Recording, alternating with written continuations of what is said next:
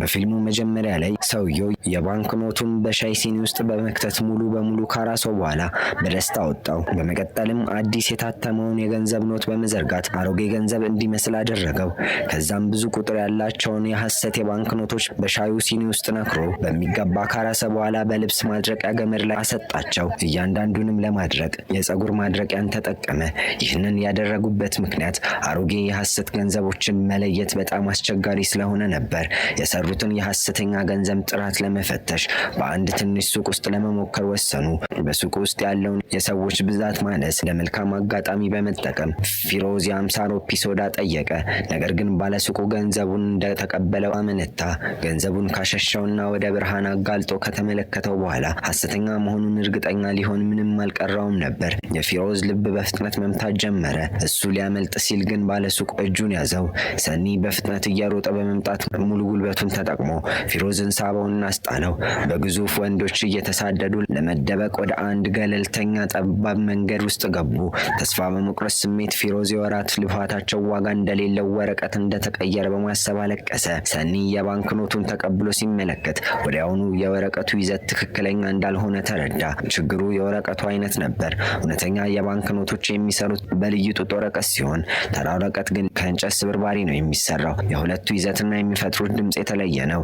ሰኒ ሰፊ ጥናት ካደረገ በኋላ ያንን የጥጥ ወረቀት በአንድ ትንሽ መጽሔት ውስጥ አገኘው። መጽሔቱን በኬሚካል አጥቦ ቀለሙን ካጠፉ በኋላ የባንክ ኖቱን ውስብስብ ንድፎች በእጃቸው ሳሏቸው። በኮምፒውተር እስካን ከማድረግ ይልቅ በእጃቸው ለምሳሌ መጥረጡበት ምክንያት በጣም ጥቃቅን የሆኑ ፊደላትን ከፍተኛ ጥራት ያለው ስካነር እንኳን ፍጹም አድርጎ መገልበጥ ስለማይችል ነበር። ከዚያም የተሳሉትን ክፍሎች በአንድ ላይ በማጣመር የባንክ ኖቱን የፊትና የጀርባ ረቂቅ አዘጋጁ። መጠኑን በተመጣጣኝ ሁኔታ ቀንሰው ቅርጽ ከቀረጹ በኋላ አብነቱን ይበልጥ ለማስተካከል አውጥተው አበሰሉት። በመቀጠልም ከተለያየ አቅጣጫ ሲታይ የአየር ልዩ ቀለም በመጠቀም የባንክ ኖቶቹን አተሙ። ተደጋጋሚ ማስተካከያዎችን በማድረግና ባለብዙ ንብብር ህትመትን በመጠቀም እያንዳንዱን ቀለም አንድ በአንድ አተሙ። ማሽኑን አጥበው ቀለሙን ከቀየሩ በኋላ ሂደቱን ደገሙት። ከዚያም አንድ የኬሚካል ውህደት ቀቡት።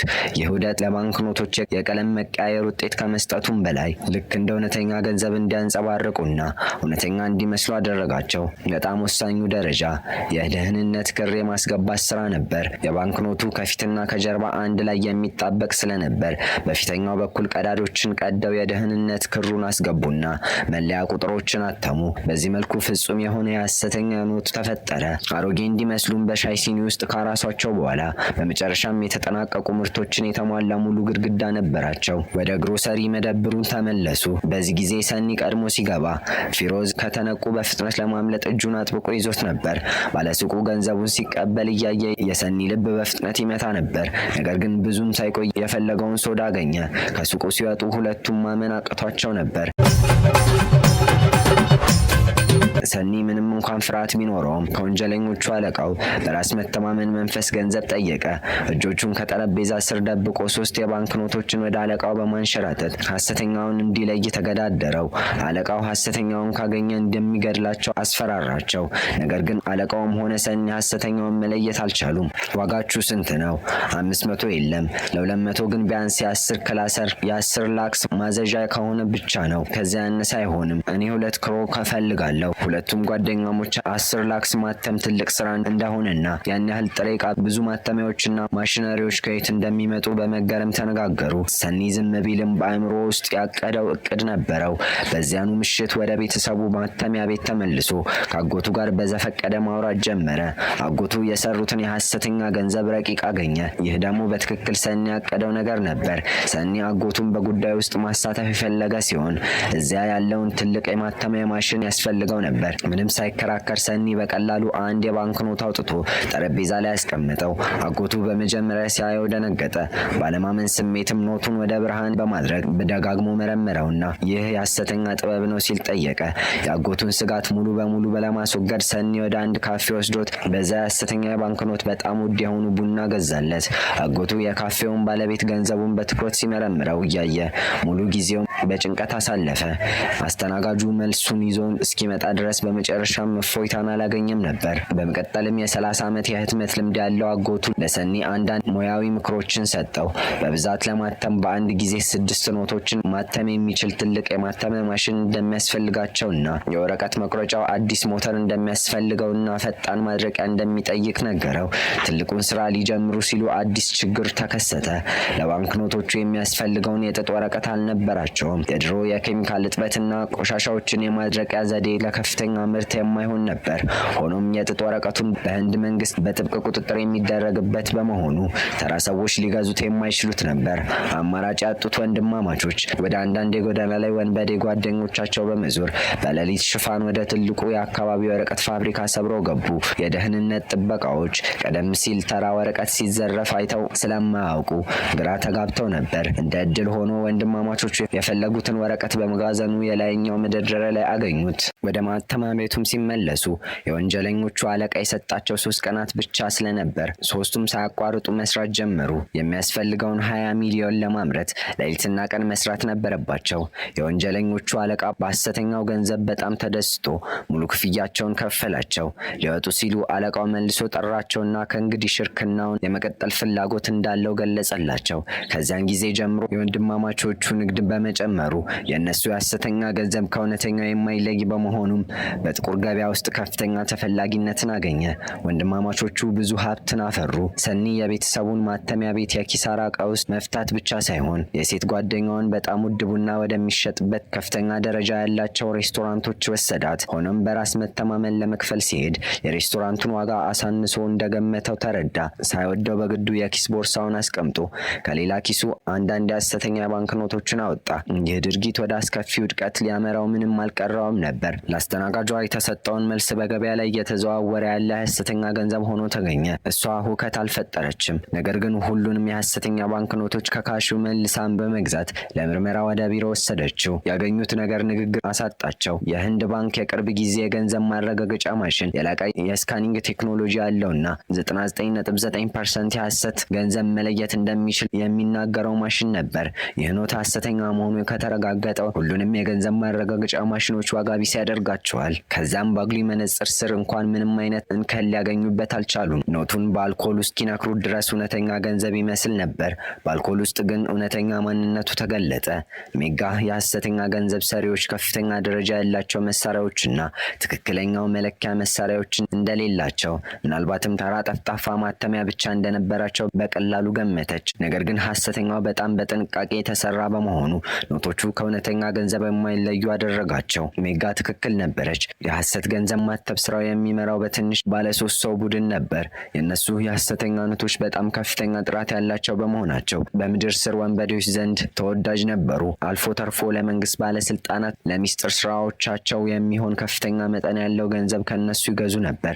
በሚቀጥለው የፓርላማ ምርጫ አንድ የመንግስት ባለስልጣን 20 ሚሊዮን የሐሰተኛ ኖቶች ያዘዘ ሲሆን ብቸኛው ፍላጎቱ እቤት ድረስ እንዲደረስለት ነበር። ሰኒ ትዕዛዙን ለመቀበል አላመነታም። ወደ ማተሚያ ቤቱ ሲመለስ አጎቱ ሀሳቡን አጥብቆ ተቃወመው። ቀደም ሲል ያደረጓቸው ትናንሽ ስራዎች የፖሊስን ትኩረት አይስቡም ነበር።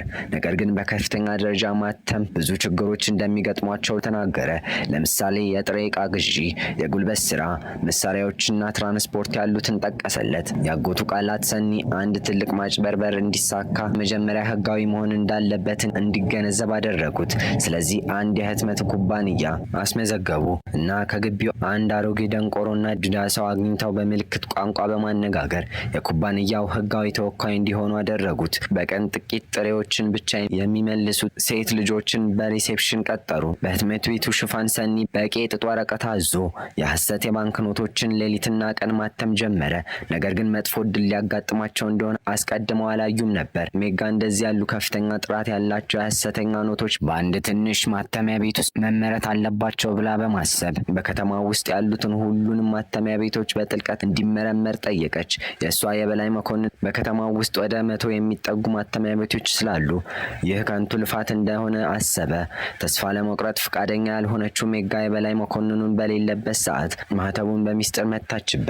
ሰኒና ቡድኑ የትርፍ ስራ እየሰሩ ሳሉ በድንገት የሆነ ነገር እንደተበላሸ ተሰማው። በመስኮቱ ሲመለከት አንድ የፖሊስ መኪና ከታች ቆማ አየ። ሜጋ በፎርጀር ትዕዛዝ መሰረት ቡድኑን ለመመርመር መጣ ነበር። ቡድኑ ደነገጠ። ፖሊሶቹ ለአጎቱ ደወሉለት። እሱም ፈጥኖ መለሰላቸው። አጎቱ በአንድ ባር ውስጥ እንዳለ በማስመሰል ማተሚያ ቤቱ ባዶ እንደሆነ ተናገረ። ነገር ግን ፖሊሶች በትብብር በ5 ደቂቃ ውስጥ እንዲመለስ ካልሆነ ግን በኃይል እንደሚገቡ ነገሩት። አጎቱ ሳይወድ ተስማምቶ ለሰኒና ለፌሩዝ የሐሰተኛ ባንክ ኖቶችን እንዲደብቁ ነገራቸው። ጊዜ ለመግደል ሲል በፊት ለፊተኛው በር ወጣ። ከዛም ሳይታሰብ ከፖሊስ ጋር እጅ ለእጅ ተጨባበጠ። ከዛም ሳላ ሜጋ ወደ በሩ ተጠጋች። ልክ የመጨረሻውን ኖት ታትሞ እንደተጠናቀቀ ሰኒ በፍጥነት ማሽኑን አጠፋው። ነገር ግን ሜጋ ድምፁን አስተዋለች። ፖሊሶቹ አጎቱ በሩን እንዲከፍት አዘዙት። ሲገቡ ወንድማማቾቹ ከአንድ ፖነል ጀርባ ተደብቀው ነበር። ሜጋ 2 ሰዎች በቀጥታ በፊቷ ተደብቀው መሆናቸውን ሳታውቅ እያንዳንዱን ጥግ በጥንቃቄ ተመለከተች።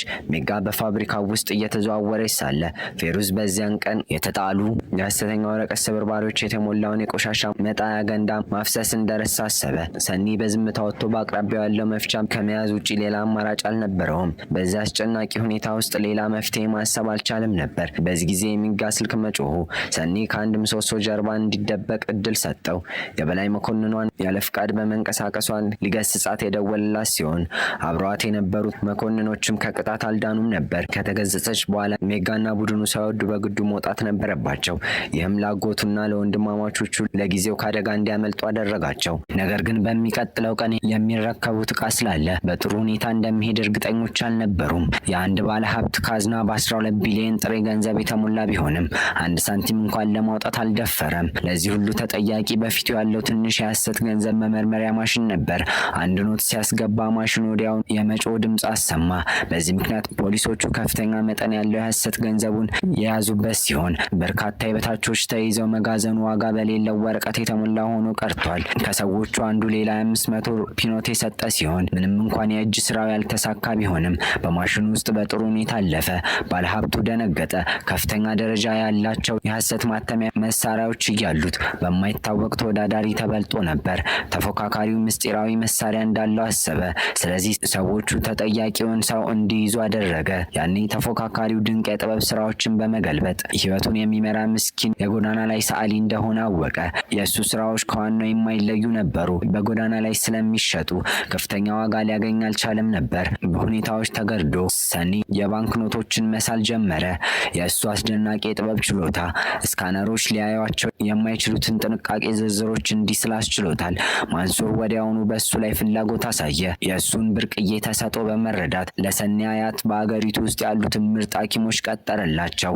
ይህ ተግባር ለሰኒና ለፌሩዝ ጥልቅ ምስጋናን ያተረፈ ቢሆንም ለቤተሰባቸው ደህንነት ግን የተሰወረ ማስፈራሪያ ሆኖ ያገለግል ነበር። ከዚያም ወንድማማቾቹ ለማንሱር ከመስራት ውጪ ሌላ አማራጭ አልነበራቸውም። ማንሱር ከዚያ ወደ ባንግላዴሽ ወሰዳቸው። እዚያም እጅግ የላቁ የማተሚያ ማሽኖችን የተገጠሙለት ምስጢራዊ የምድር ስር ተቋም ነበረው። ሰኒ በ3 ቀን ብቻ የተጠናቀቀ ምርት ሲያወጣ ማንሱር ተገረመ። ከዚያም በከፍተኛ ደረጃ ማተም ጀመሩ። እናም በአንድ ወር ውስጥ ወንድማማቾቹ ብዙ ሀብትን አከማቹ። የሚቀጥለውን ፈተና ይህንን ከፍተኛ መጠን ያለውን ገንዘብ እንዴት ወደ ህንድ ማጓጓዝ እንደሚቻል ነበር። ነገር ግን በዚህ ወሳኝ ወቅት የማንሱር ታማኝ ሰው ቢላል በፖሊስ ተያዘ። እሱም ለሐሰተኛ ገንዘብ ማሻሻያ የሆኑትን ሁሉንም መንገዶች ያውቅ ነበር። እሱ ከተናገረ ለማንሱር ንግድ አስከፊ መዘዝ ይኖረዋል።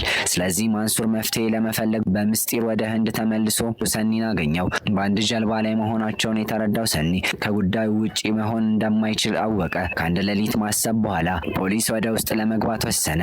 ሜጋን ኢላማ አደረገ። ሰኒ በአጋጣሚ በአንድ የቡና መደብር ውስጥ ሜጋን አገኛት። የእሱም ማራኪነት በመጠቀም በፍጥነት ተቀራረቡ። ሜጋ በፖሊስ ጣቢያው አቅራቢያ አፓርታማ ለመከራየት እየፈለገች እንደሆነ ሲረዳ አንድ የጓደኛው ሰፊና ብርሃን ያለው ቦታ እንዲፈልግላት ጠየቀው። እሷ ሳታውቅ ደላላውን የቤቱን ባለቤት የማንሱር ሰዎች ነበሩ። ሰኒ ስልኩ እንደጠፋ በማስመሰል የሜጋን ስልክ ተዋሰ። ደላላው በንግግር ሲጠምዳት ለሰኒ በቂ ጊዜ ሰጠው። ሰኒ በስልኳ ላይ የስለላ ሶፍትዌር ጫነባት። ከዛን ቀን ጀምሮ ሜጋ የምትቀበለው እያንዳንዱ ጥሪና መልእክት ወደ ሰኒ ስልክ ይገለበጥ ነበር። ነበር። ይህም ለሰኒና ለሐሰተኛው ቡድን ስለ ፖሊስ እንቅስቃሴዎች ሙሉ መረጃ እንዲኖራቸው አደረገ። ይህ በእንዲህ እንዳለ ቢላል ሐሰተኛውን ገንዘብ ወደ አገር ውስጥ ለማስገባት የሚያገለግሉትን ሁሉንም መንገዶች ገለጸ። ፖሊሶቹ ወዲያውኑ አጠራጣሪ ተሽከርካሪዎችን ለመያዝ ጥብቅ የፍተሻ ኬላዎችን አቋቋሙ። ሆኖም አዛዡ ሲደርስ በሚሊዮን የሚቆጠሩ የሐሰተኛ ኖቶች ቢያገኙም ቢላል ከገለጸው በጣም ያነሰ ነበር። እንደ ድል ሆኖ በህንድ ድንበር ላይ ባሉ አውሮፕላን ማረፊያዎችና ወደቦች ካሉ ፖሊሶች ሌላ የምስራች መጣ። በአጠቃላይ 3 ቢሊዮን የሚገመት በርካታ የሐሰተኛ ገንዘብ ጭነቶችን ያዙ። ዜናው በሰፊው ተሰራጭቶ የህዝቡን መንፈስ አነሳሳው።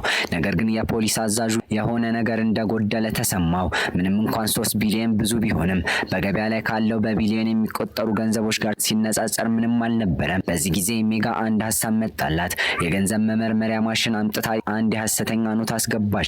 የማሽኑ መጮ የአዛዡን ጥርጣሬ አረጋገጠው። ይህ የሰኒ እቅድ አካል ነበር። የሜጋን መልእክቶች በመጥለፍ ፖሊሶቹን በመቆጣጠር ግራ እንዲጋቡና ከተለያዩ ቦታዎች አሮጌ የሐሰተኛ ኖቶችን እንዲይዙ አደረጋቸው። ይህ ዘዴ አዲሱን የሐሰት ገንዘብ በምስጢር ለማስገባት አስችሏቸዋል። ምንም እንኳን ሜጋ ባለማወቅ መረጃ ብታሳልፍም በፖሊስ ውስጥ የሰኒ እቅድ መጀመሪያ ያወቀችው እሷ ነበረች። ፖሊሶቹን ስትራቴጂካዊ ሂደታቸውን ዘውትር ማስተካከል ጀመሩ። ሰኒም በምላሹ እቅዶቹን ማሻሻሉን ቀጠለ። ይህ የእርስ በእርስ መተላለፍ ሁለቱንም ወገኖች በቡድኖቻቸው ውስጥ መረጃ አሳላፊዎች እንዳሉ እንዲገነዘቡ አደረጋቸው። ሰኒ ሁሉንም የቀድሞ እቅዶቹ ውድቅ በማድረግ ለማንሱር አሳወቀው። የራሳቸው ሰዎች እንኳን የማያውቁትን አዲስ የማሻሻያ መንገዶች አቀረበ። የጀልባው ካፒቴን ገንዘብ የተሞላ ኮንቴነሮችን እርስ በእርስ ወደ ባህር ከወረወረ በኋላ ጀልባውን ጥሏት ወጣ። ሰው አልባ ጀልባ ልክ እንደተለቀቀ ቀስ ወደ ተጨናነቀው የባህር ዳርቻ በፍጥነት አመራች። ህዝቡ ግን ሊመጣ ያለው አደጋ አላወቀውም ነበር። ሰዎች ሁኔታውን ለመቅረስ ስልኮቻቸውን በጉጉት አወጡ። መኪናዋ የባህር ዳርቻ ላይ እስክትቆም ድረስ አልቆሙም ነበር። ፖሊሶች ወዲያውኑ ቢደርሱም ጀልባዋ ባዶ ነበረች። ምንም ነገር የሌለባት መናፍስት ጀልባ። ይህ በእንዲህ እንዳለ ከባህር ዳርቻው 10 ኪሎ ሜትር ርቀት ላይ ሰኒና ቡድኑ ተመለሱ። ቀደም ሲል ወደ ባህር የጣሏቸው ኮንቴነሮችን አውጥተው ያለምንም ምልክት ጠፉ።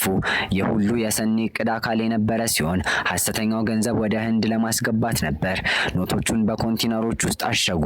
እቅዳቸው በባህር በኩል በሚስጥር ለማስገባት ነበር። ነገር ግን ጀልባዋ ህንድ ልትደርስ ስትል አንድ ስልክ ጥሪ ወደ ኋላ እንዲመለሱ አስገድዳቸው።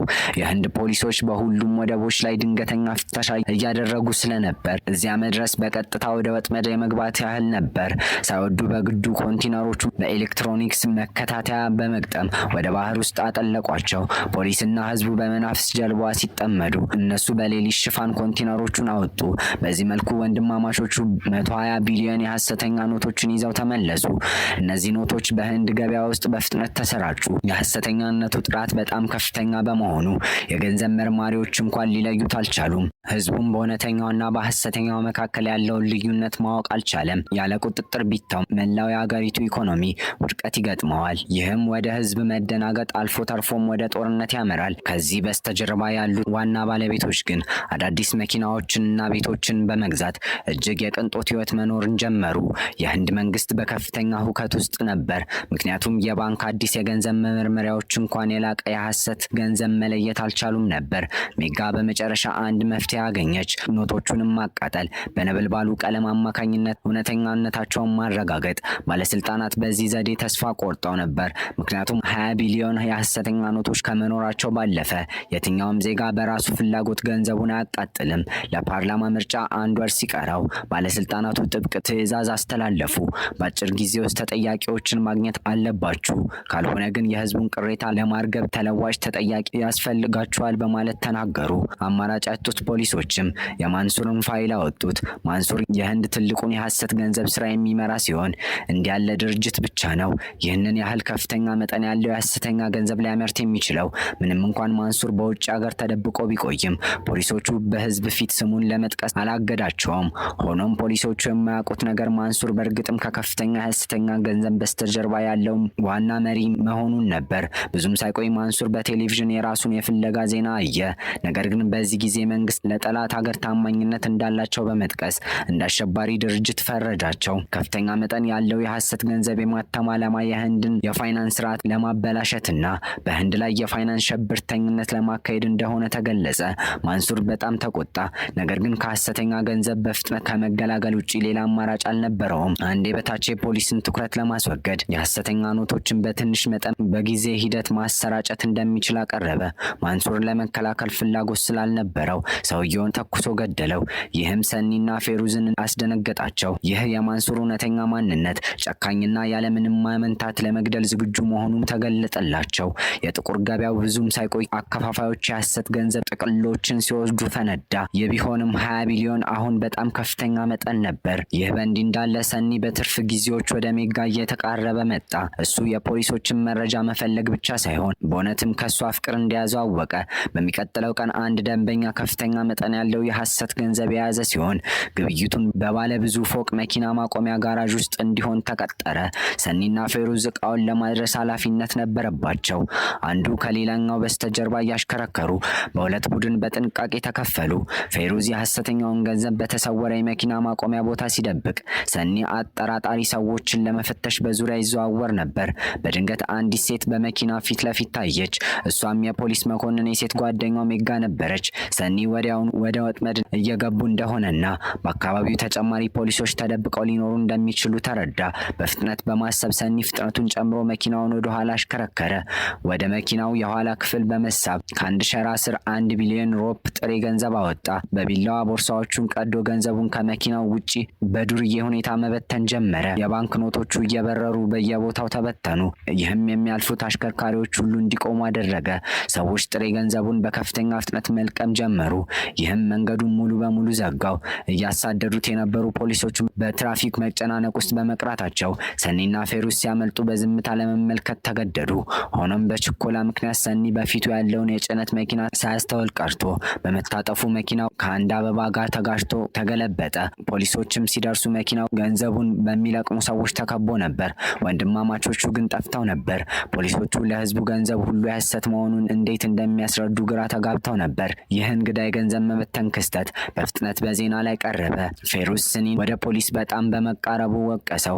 ሜጋን በወረራው ቦታ ማግኘት ማለት ምንም እንኳን ፊቱን በግልጽ ባታየውም በእርግጠኝነት በሰኒ ላይ ጥርጣሬ ያሳድርባታል። ሁለቱም ሰኒና ፌሩዝ በአንድ ጊዜ ስራውን ትተው ወደ ሰላማዊ ህይወት ለመመለስ አሰቡ። ነገር ግን ማንሱር በቀላሉ እንደማይለቃቸው ረስተውት ነበር።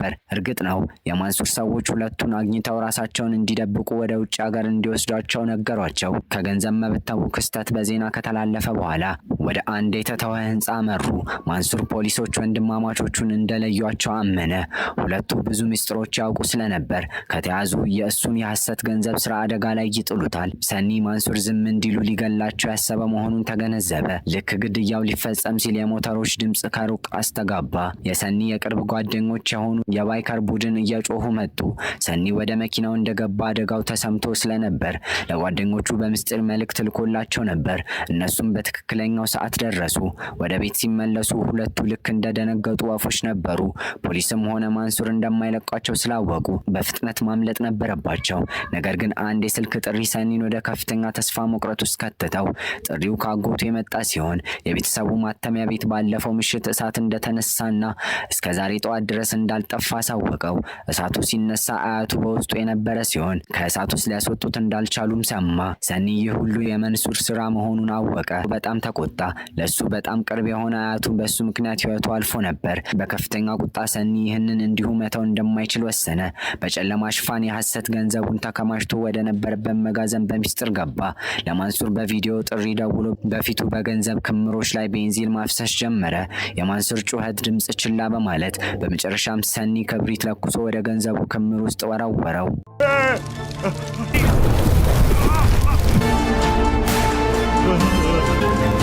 ፊልሙን እንደወደዳችሁ ተስፋ እናደርጋለን። አዲስ የሆናችሁ ሰብስክራይብ፣ ላይክ፣ ሼር እንዳይረሳ። እናመሰግናለን።